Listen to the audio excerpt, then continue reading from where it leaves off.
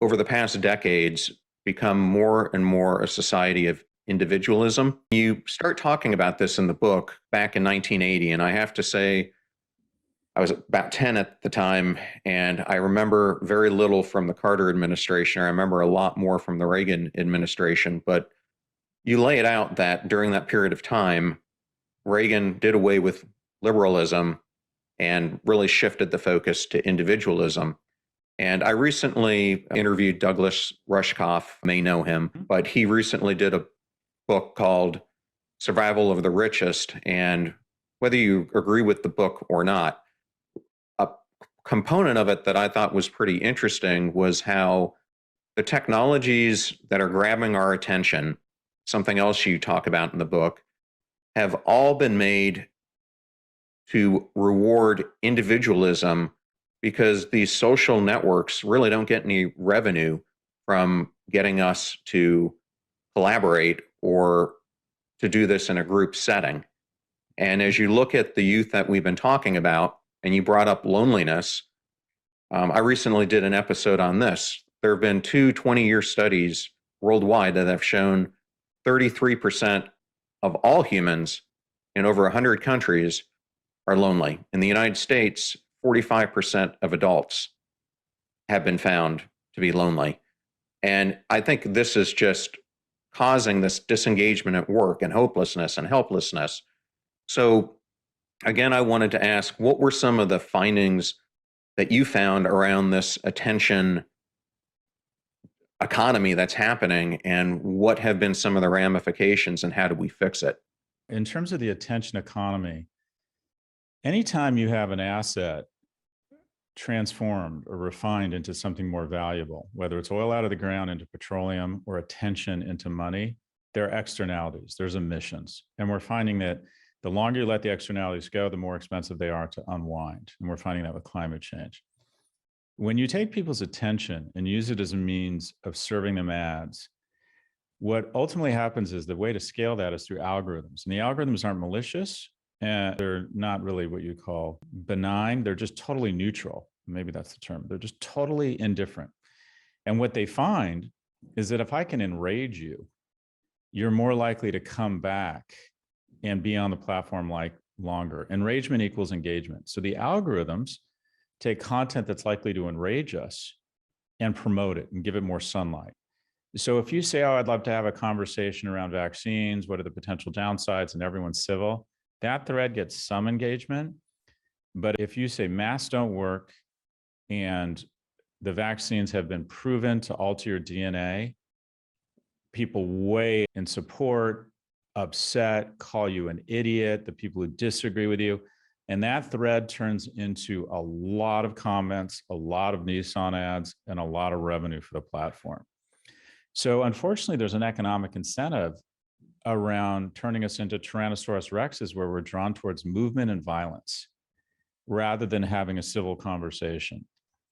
And of all these problems, whether it's teen depression, whether it's failing young men, income inequality, exploding costs in higher education, the problem, I would argue, is the biggest problem relative to the attention it's getting, is that if America's problems are a horror movie, you would say the call is coming from inside the house. And that is a third of each party, political party, sees the other party as their mortal enemy. 54% of Democrats are worried their kid's going to marry a Republican. It's just, we've decided we're each other's enemy. And it's not only dangerous, it's just flat out wrong. Americans' greatest allies will always be other Americans. And we have these platforms that are motivated to continue that division and polarization. And then those platforms can be weaponized by bad actors abroad. I believe that the GRU and the CCP are actively pouring fuel. I know, I've seen data, pouring fuel on the flames of divisiveness that we start the content. We have CNN and Fox, they inflame each other. We elect leaders now, not based on who we think will do the best job representing our interests, but who's most likely to enrage and make the other side look stupid. And I think that's what people missed about Trump. I think there's a lot of Republicans that really aren't comfortable with his behavior, but it feels really good to have someone constantly dunk on the other side as well as he did. And that's become the new litmus test for voting. So I think this divisiveness, I think us eating ourselves from the inside out is the biggest threat to our society right now. Because if you look at us objectively, comparatively to other nations, our GDP growth has been as strong as any nation over the last 30 years, but China, and it's probably been more consistent than China's. We are food independent, we're energy independent. If you want to talk about unicorns, we still produce the most valuable companies in the world. What do the most talented, hardest working people in the world all have in common? They all want to come here. Objectively, when you look at the United States compared to our neighbors, our competitors, if you will, we're doing great. Internally, people feel worse about America than they've ever felt. And we don't trust each other, nor do we like each other very much. So I think a huge issue for us, and everybody has an obligation. How do you take the temperature down? I try not to get back in people's faces on Twitter. Occasionally someone would say something, they'd say something out of line, and I thought, oh, they're sticking their chin out. I'm going to meet them with a fist of stone. And people love dunking and clapping back. And I thought, okay, do I really need to do that? Isn't part of being a man occasionally just showing some grace, and you don't have to respond to every slight. But as a nation, I think we just need to take the temperature down. And I also think we need to figure out a way to hold platforms liable when they spread conspiracy theory.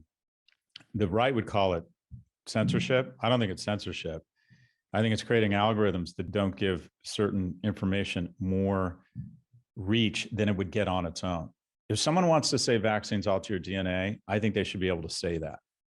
You know, one of the hallmarks of a free society is that pretty much anyone can say pretty much anything about pretty much anybody else. I think that's really important. The question is, when you start spreading election misinformation or vaccine information, because it enrages people, because it's so controversial, should that company be incented to give it more reach than it would on its own merits? So I think this internal division and us deciding that the enemy is each other is our biggest challenge.